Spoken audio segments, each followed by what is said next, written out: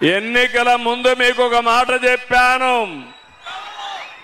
150 కిలోమీటర్లు ఇక్కడి నుంచి మీరందరూ కూడా ఒంగోలు పోతున్నారు. మార్కాపూర్ని జిల్లా చేస్తానని చెప్పా, మాట నిలబెట్టుకున్నాను.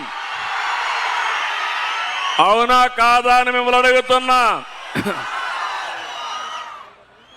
ఆ రోజు నేను ఆలోచించాను. నేను 3 ప్రాంతాల్లో హామీ ఇచ్చాను. ఒకటి మార్కాపూర్ జిల్లా వెనుకబడిన ప్రాంతం, మీకు న్యాయం చేయాలి.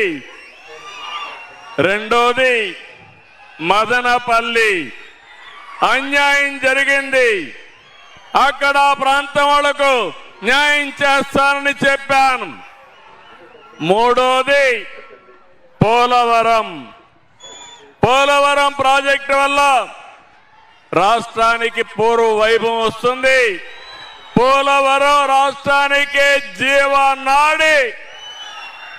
అక్కడ నష్టపోయిన వారి కోసం పోలవరం జిల్లా ఇస్తానని చెప్పాను.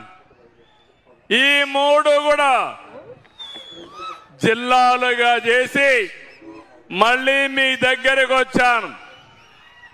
మీరందరూ ఆనందంగా ఉన్నారా అని మిమ్మల్ని అడుగుతున్నా. గట్టిగా చప్పట్లు కూడా చెప్పండి, మేమందరం ఆనందంగా ఉన్నామని. ఏం తమ్ముళ్ళు, మీరు వెనకాన ఉండేవాళ్ళు, బయట ఉండేవాళ్ళు, ఇండ్ల దగ్గర ఉండేవాళ్ళు,